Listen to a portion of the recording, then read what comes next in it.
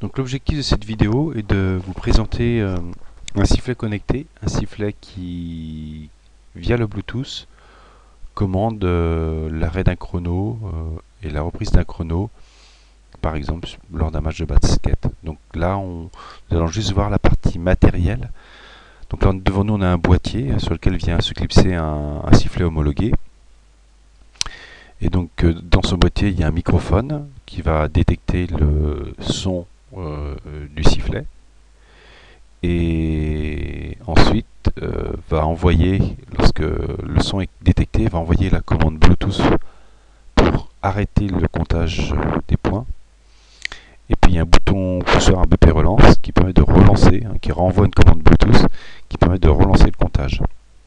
Donc on a deux LED, on a une LED D1 et D7, donc il y en a une qui est pour la charge de la batterie via le port, un mini port USB, et une autre LED qui clignote bleu pour indiquer que le système est en fonctionnement, et qui clignote qui s'allume bleu lorsqu'elle détecte le son du sifflet.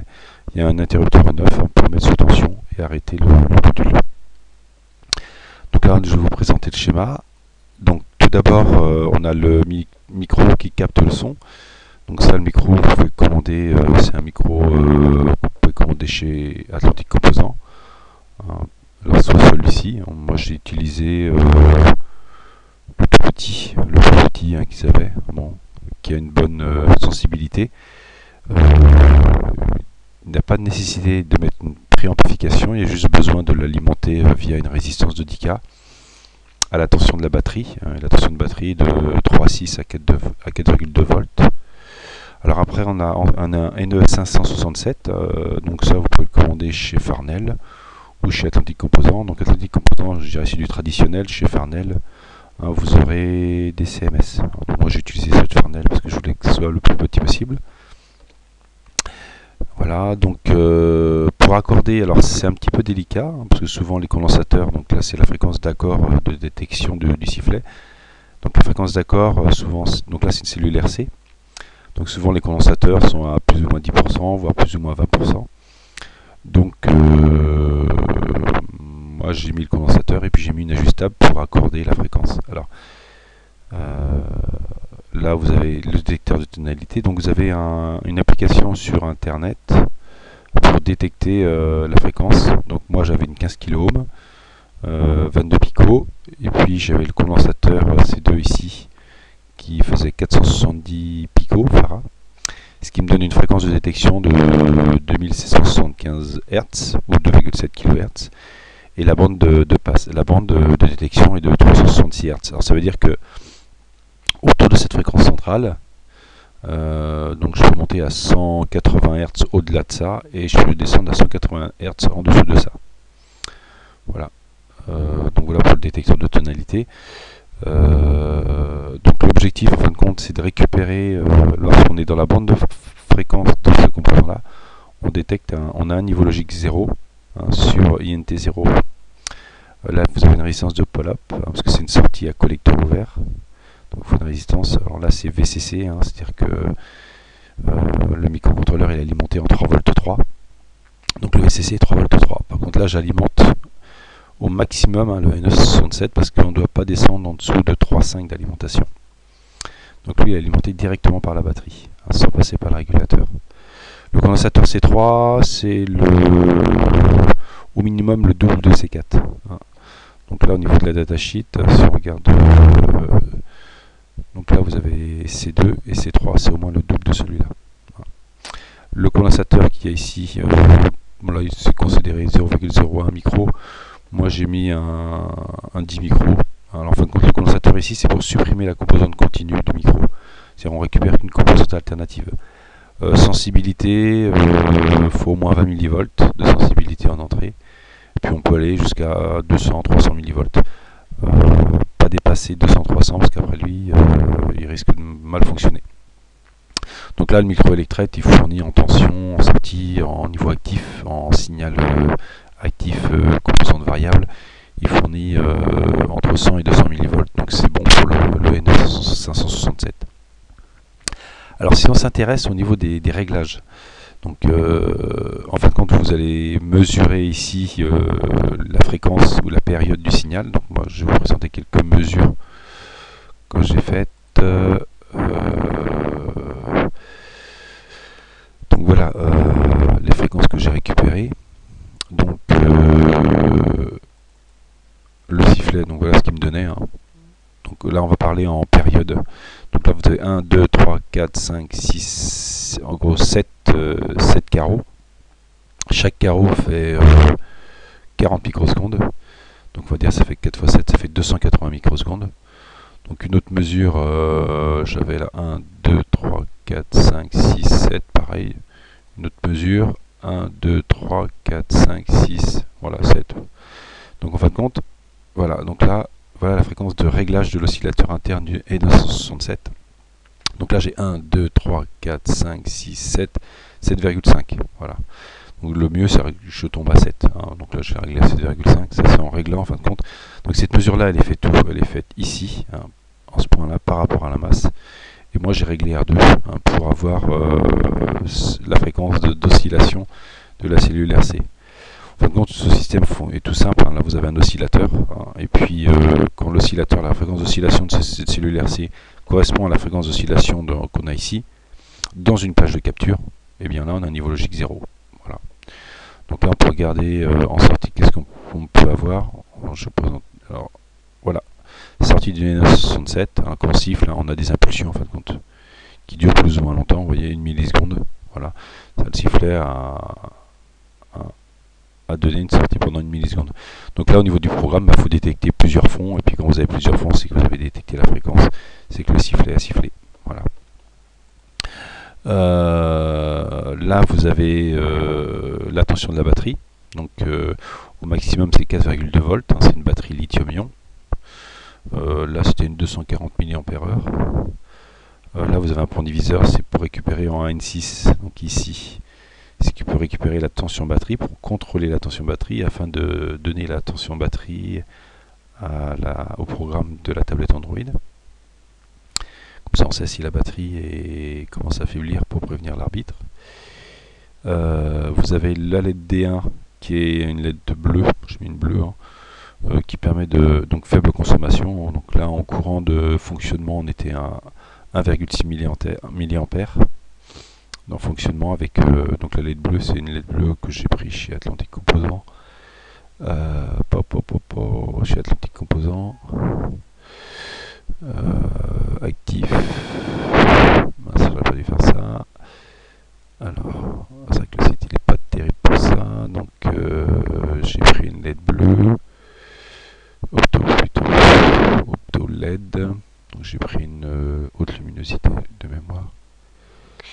LED de boîtier diffusant, translucide, c'était 3 mm. Alors j'ai pris une LED bleue qui normalement a une tension de fonctionnement 3,5 volts, verte, blanche. Voilà, j'ai pris celle-ci. Donc elle a 3,5 volts. Moi j'alimente en 3,6 via une résistance de 220 ohms. Ce qui fait un courant de 1,6 mA. Vous voyez, normalement le courant nominal c'est 30 mA. Mais comme c'est une haute luminosité et que j'alimente en dessous de sa tension de fonctionnement, elle est claire, mais très bien, assez bien. C'est pas la peine de monter à 30 mA. D'une part, la pile elle va pas supporter, et donc la cuve ça ne supportera pas. Donc autant prendre une LED de haute luminosité et puis de la sous-alimenter. Ça marche très bien. Voilà pour la LED. Là vous avez le connecteur de programmation pour programmer le microcontrôleur. Donc là j'ai programmé avec un PIC Kit 2. Là vous avez l'oscillateur à 16 mégas. Donc c'est un résonateur. Pardon, c'est un résonateur à 16 mégas, c'est-à-dire que là vous avez le quartz plus les deux condensateurs intégrés. C'est un résonateur que j'ai pris chez Farnell, un 16 mégas CMS. Donc l'empreinte vous l'avez ici. Voilà, il est ici, hein, le résonateur. Les interrupteurs et les boutons poussoirs, j'ai pris les plus petits possibles. J'ai pris ça chez TME, hein, le fournisseur TME sur le TME.fr de mémoire. TME, c'est point E, Europe alors. Ouais, c'est point E. Voilà. Voilà, c'est chez TME que j'ai pris les composants du bouton poussoir et les interrupteurs. Alors il y en a chez Atlantique, il y en a chez Farnell, vous pouvez prendre ce que vous voulez. Là vous avez la cellule RC pour faire le reset à la mise sous tension du microcontrôleur, le condensateur C8 d'un micro sur la datasheet pour le 18F14550. Alors on a le BP relance, bon, qui a une résistance qui n'est pas utile, c'est celle-ci. Moi je l'ai mis parce qu'on travaille avec des élèves, donc s'ils font des erreurs de programmation, c'est pour éviter de griller le pic. Donc quand j'appuie sur BP relance, j'amène VCC, hein, donc j'amène un niveau logique 1, et quand je relâche, j'ai la résistance de pull down qui met un niveau logique 0.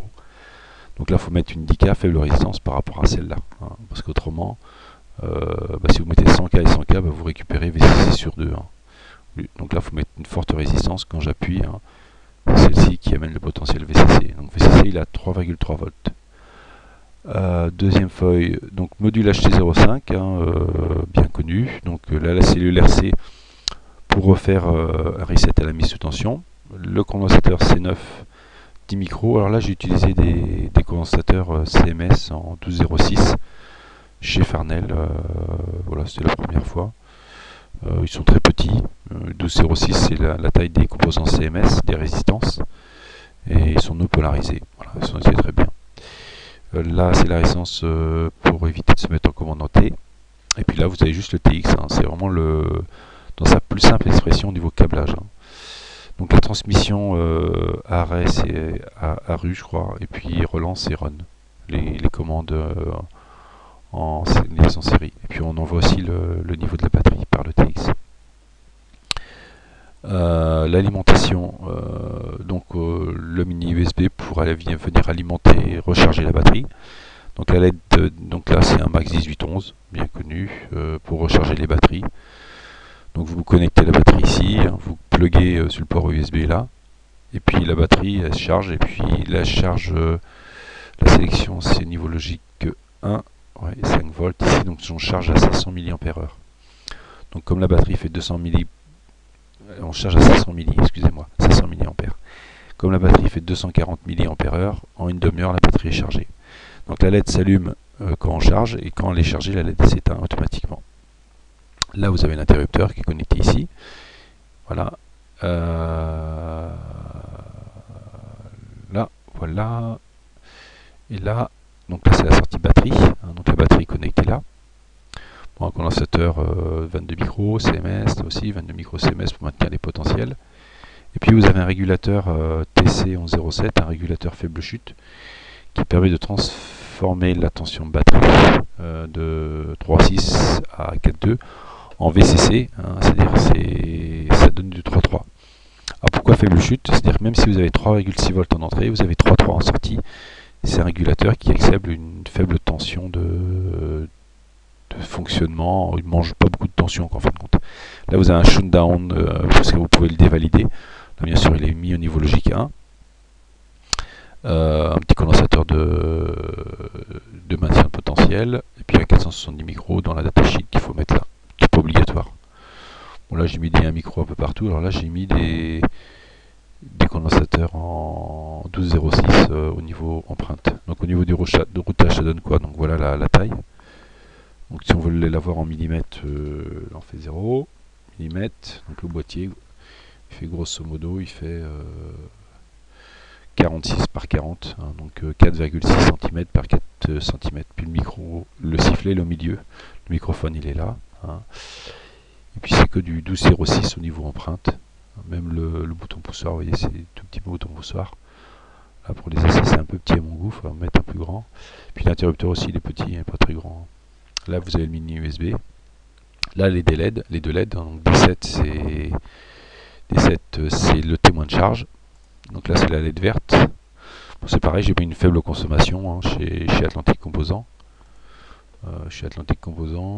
Faible consommation, vous voyez, vous avez des vertes là en 3 mm. Non, c'est pas une faible consommation celle-là. 20 mA, non, c'est pas celle-ci que j'ai utilisée. Actif, passif, opto, LED.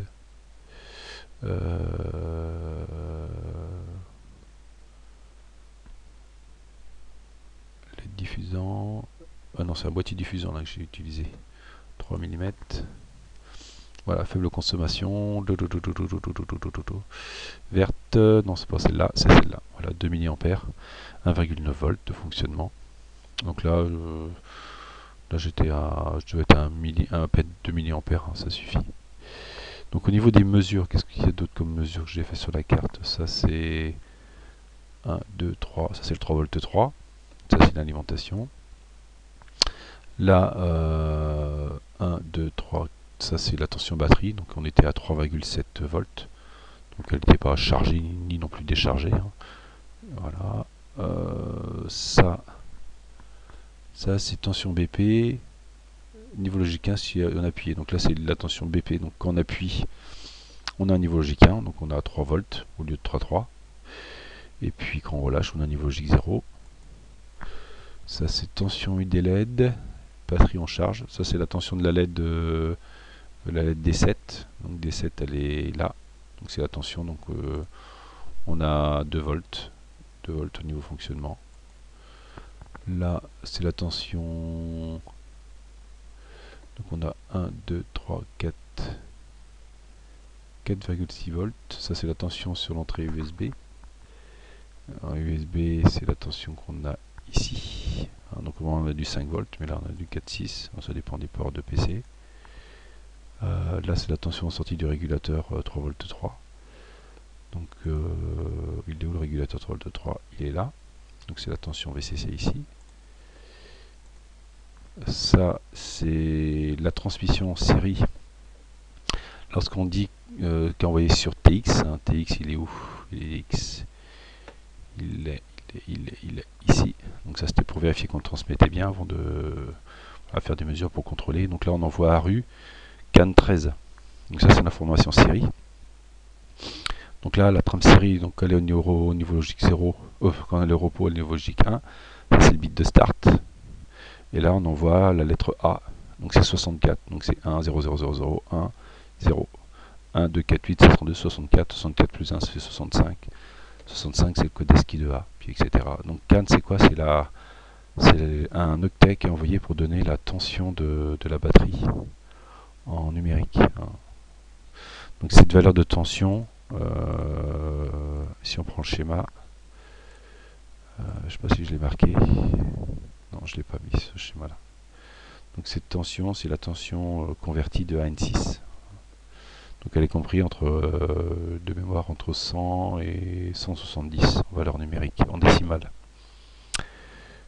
Voilà pour les mesures. Qu'est-ce qu'il y a d'autres mesures? Ça c'est RON, plus 13. C'est pour relancer le... Donc ça c'est le TX.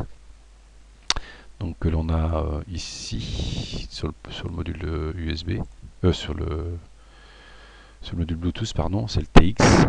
Ici, donc voilà l'information qui est envoyée.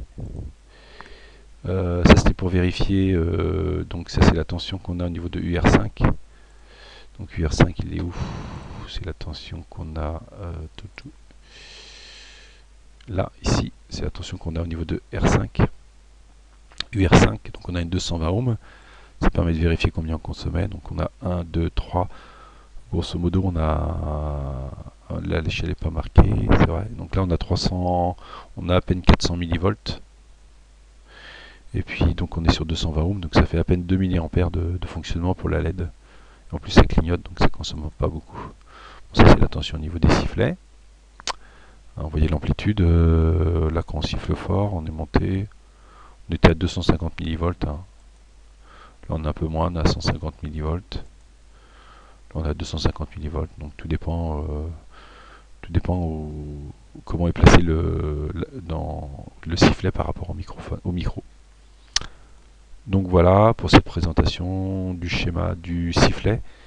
Donc, dans une prochaine vidéo, je présenterai le programme. Voilà. Merci de votre écoute et n'hésitez pas si vous avez des questions.